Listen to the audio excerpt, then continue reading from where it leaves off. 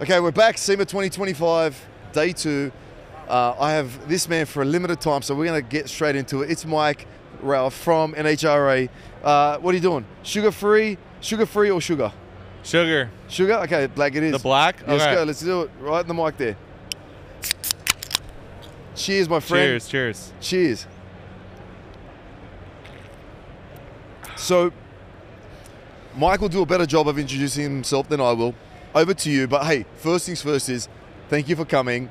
Thank you for having me. And I don't know what it feels like, but finally now it feels like now you know how I feel when you put me up on stage at NHRA. Exactly. No, this is a unique proposition. I'm glad you invited me on. Maybe this will be my Star is Born moment. 100%. Call me Bradley Cooper with less hair. No problem. You know? I'll be Lady Gaga. No, but so totally happy with partnership with Speedmaster. I run partnerships at NHRA. We have a marketing program with Jason and the whole crew at Speedmaster, Melissa. Everyone's really great to work with. They're out on the Midway at a bunch of NHRA national events. We have the Speedmaster podcast that is NHRA, our official podcast. They are the presenting sponsor of that. We do that every single Saturday and every single week from home. I'm sure you see Jason on there all the time too, so he's getting to turn the tables here back on me. So yeah, well, I mean, you'll play me back what, tomorrow at 2 o'clock? I'll be back in your booth? Yes, he'll be back on the NHRA on Fox stage, probably getting interviewed by Brian Loans or Tony Pedregon. Can't wait. I mean, the two best voices in the business. Exactly. Then you have to put up with my croaky Australian accent. Does anyone even understand what I'm saying? Probably not. It was funny. I was just talking to Melissa, and I was like, so does he get the thing where he says bye bye bye at the end of every phone call from you, Melissa, or is that just something that he does? And I'm pretty sure that's just your signature trademark. It sure is. Bye bye bye, bang bang. You know, and I don't know. And speaking of which, I don't know, like this American culture of just hanging up and what's up. I'm like, I hate that culture. I've got to get used to it because equally I'm determined for every time someone answers the phone and says what's up, I'm equally determined to tell them it's still the sky. So True. So anyway, but the slang that's our way. Yeah, that's our way. Unfortunately, so we're not as polished as they are down under. Well, yeah, I mean, you know, we're a convict society, but you know, we clearly got something right. And that's how to answer the phone. So I guess. Talk me through it, man. I mean, we've spoken so much together about NHRA, and I don't know. Hopefully, you know, the people that you report to listen. Yep. When I say this, humans are made up of dopamine hits. Hit of dopamine, bit of fun, you know, and there is no sport in the world that will give you more dopamine hits than NHRA. NHRA is the Grand Canyon of sporting events that comes to your city every single year. You can mark it on your calendar and come out to 3 days of national event action. We have sportsman racing on Thursday typically, 2 qualifying runs on Friday, 2 qualifying runs on Saturday, and then we bracket it off for 16 and race for the Wallies on Sunday. It is definitely a sight to see. It's crazy. So, you know, I think I've spoken about it before, but I think even with Jordan, I was talking to you about it with Jordan Vandergriff, where, like, it's amazing. So first things first is when 2 cars line up, right? They take off. It's an amazing feeling. Like, oh, my car took off first. So there's a dopamine hit of my car's winning. The next thing you know, the other car could outrun that car. Yep. And what's crazy is that the last part for me is the secret, which took me a long time to understand. You could do the quarter mile in 10 seconds. I could do it in 11 seconds. So it looks like your 10 seconds is faster on the board, and I'm 11 seconds. I'm like, oh, damn it, I was slower. But then that's not the total run time. It's adding the reaction time. So you've got this whole shot win. Yep. So not only are you getting this high and low, but you look up, it's like 11 seconds. But Jason won. What happened? Because he was sleeping on the tree. He was sleeping on the tree, man. So every now and then you'll look up going, we won. And then there's this delayed, no, Jason won. It's like, oh, you know what I mean? So no, it is quite... little bit of a learning curve when it comes to NHRA and how everything works, but after 11 years, I think I have a little bit of it figured out at this point. Well, let me tell you, it's I picked that up much quicker than I did your NFL and all those other damn sports. I mean, you know, throw the towel here and stop here and The towel. He means penalty flag. Yeah, you see what I'm saying?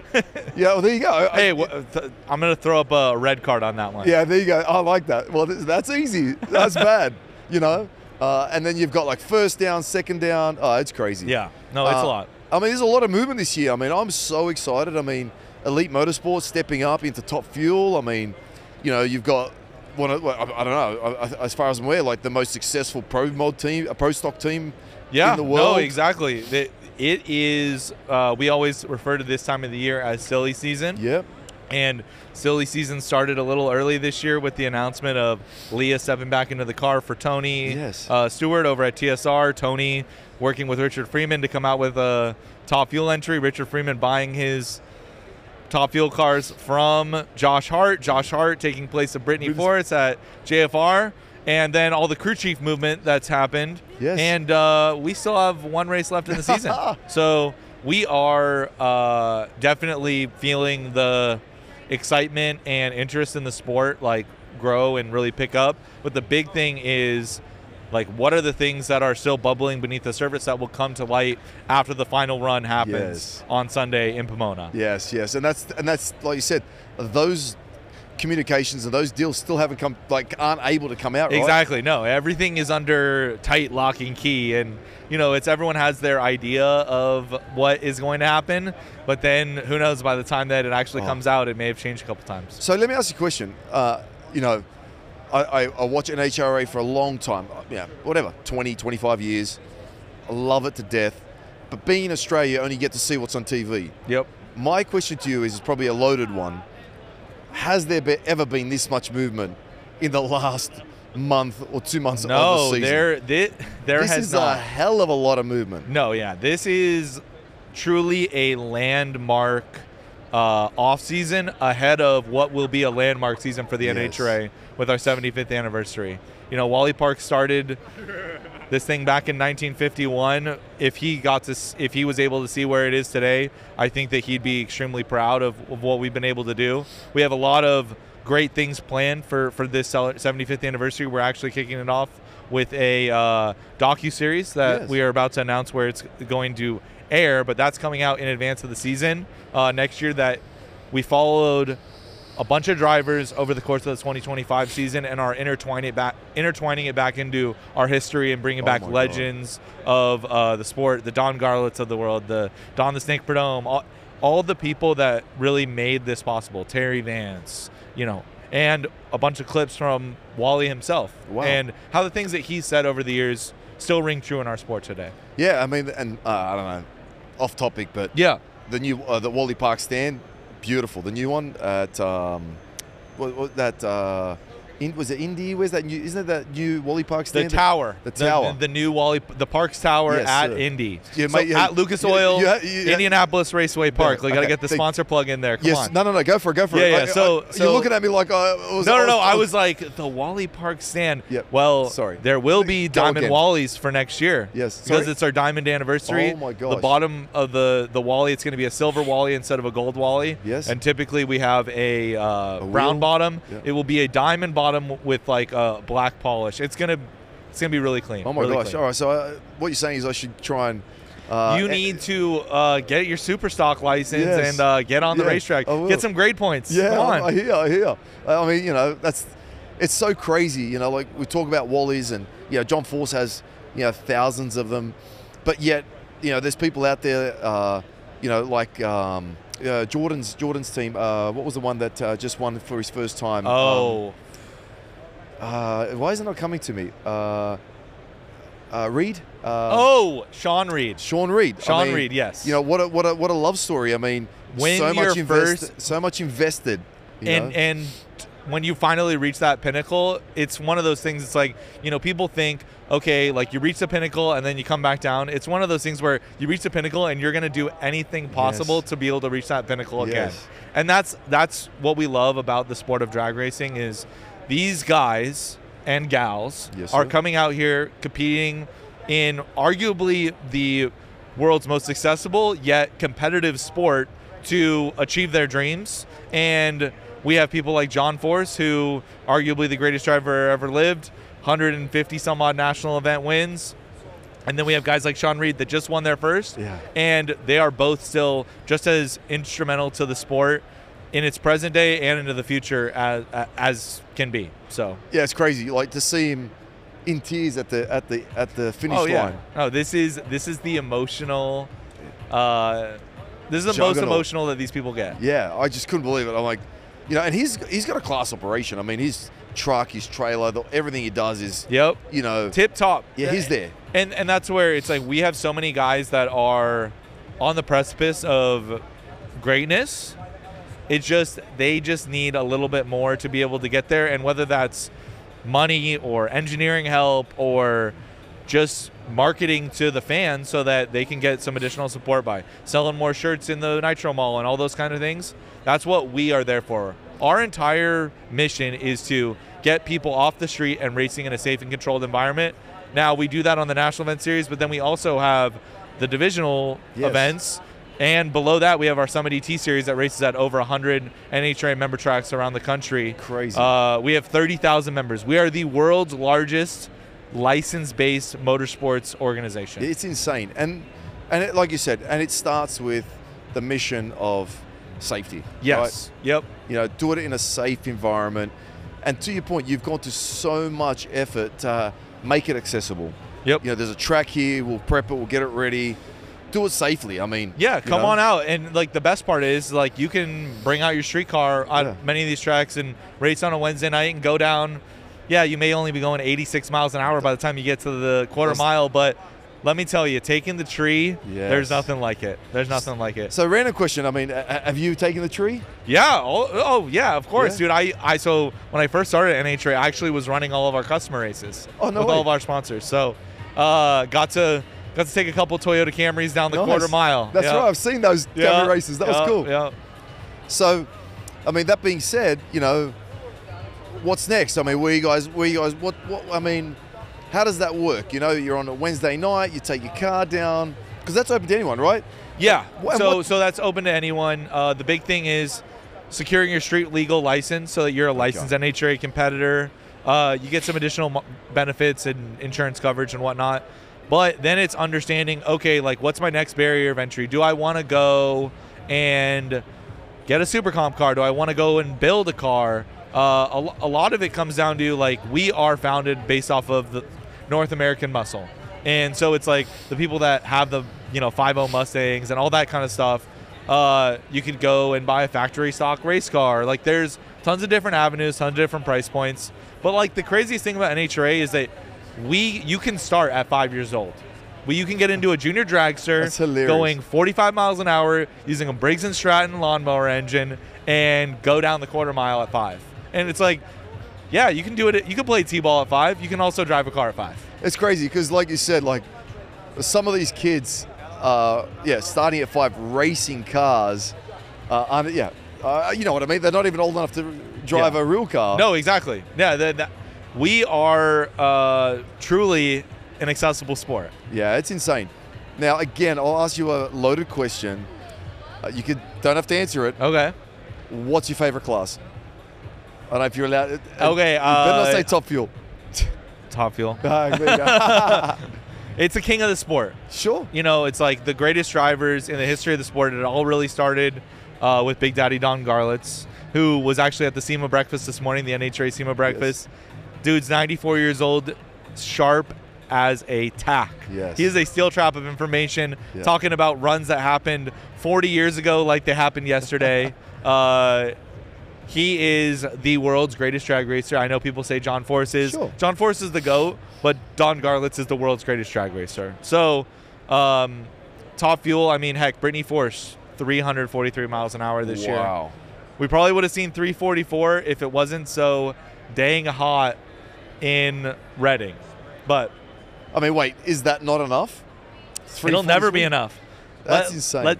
Let's go 350. Yeah. Why not? Yeah. Why not? So, explain to people, right? Because I know firsthand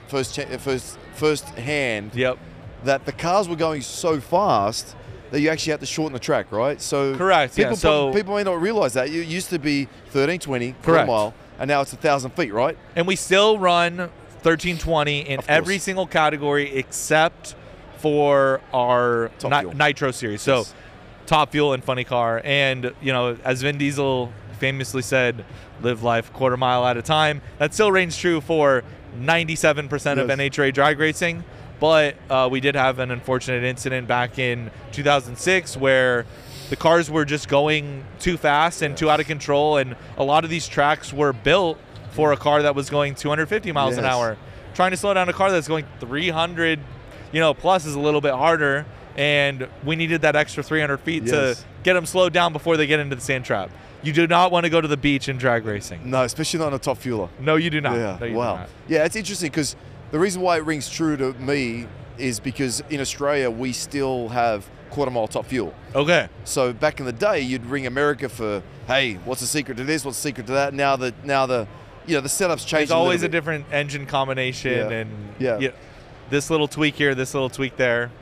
And it's crazy because, like, I should have done my homework before I got here, but the anatomy of nitro fuel, which you could probably talk me through. Percentage alcohol, all that stuff. And it is, obviously we were with Sunoco for many years. This is our first year back with VP Racing Fuels. They make the nitromethane. There's a mixture of nitro and alcohol in the motor. Most of the drivers mix their own fuel so that they know exactly what they're getting themselves into.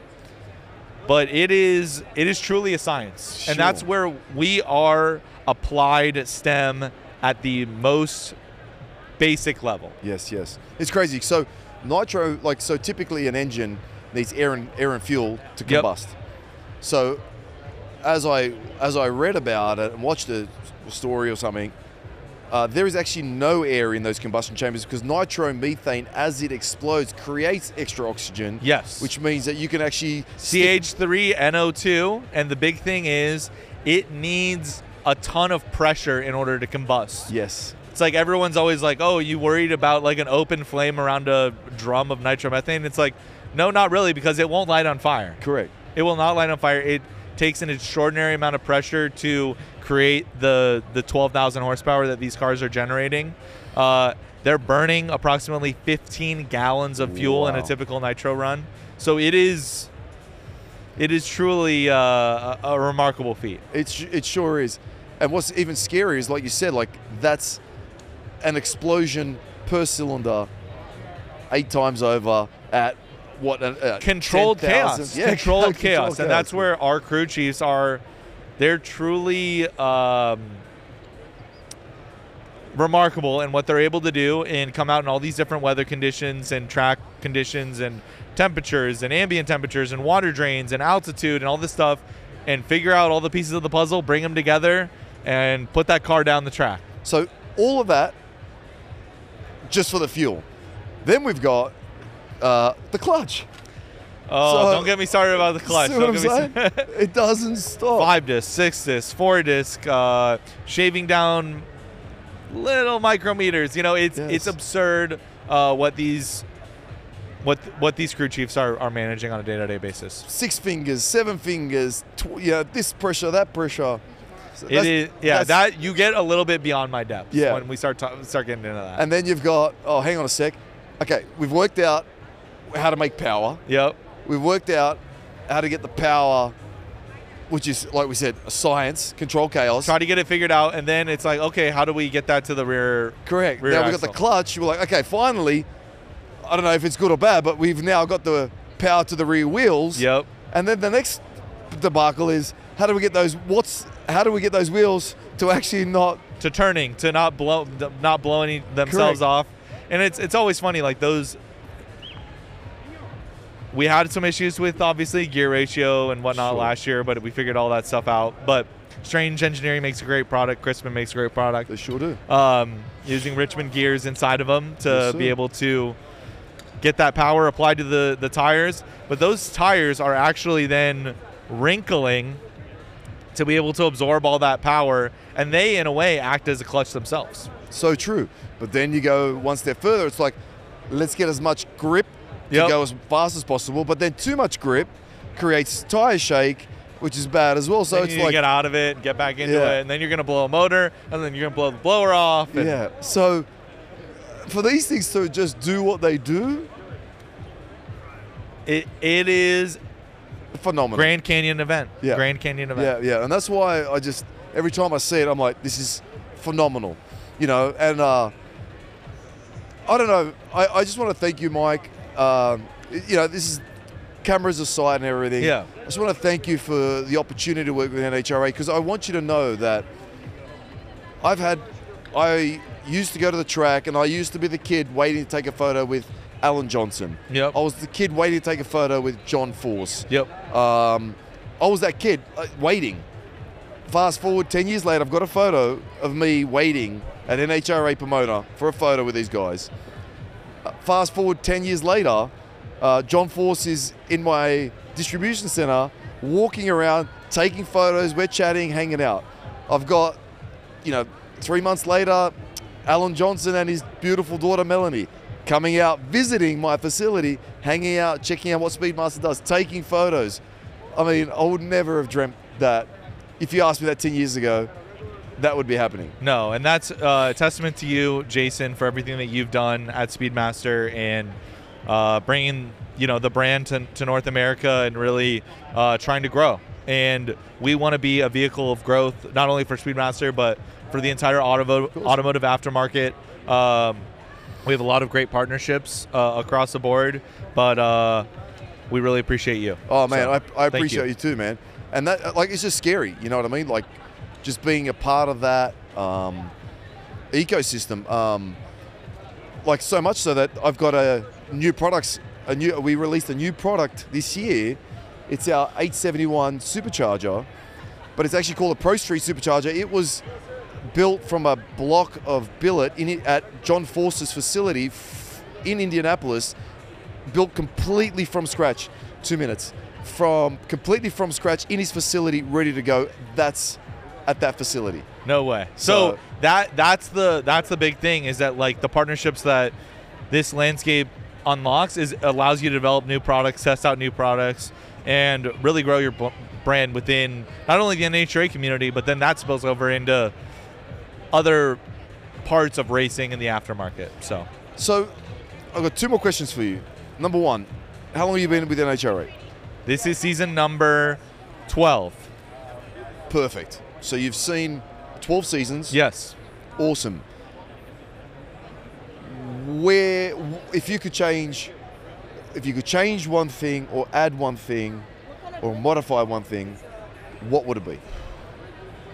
The biggest thing is, how do we just get more people to the racetrack? And I think that this docuseries is going to help tell the story of the people that are interesting, so that you get everyone is wishing for that Formula One Drive to Survive kind of level of success from something like this. If we can even do 10% of that, sure, it will be a home run win, and you'll see that in the crowds next year.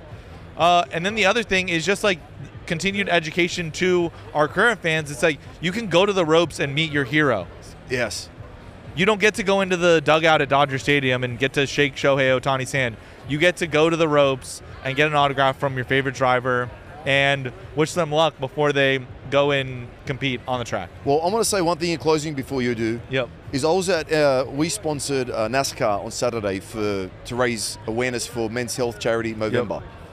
We went there, and man, it's class, really nice.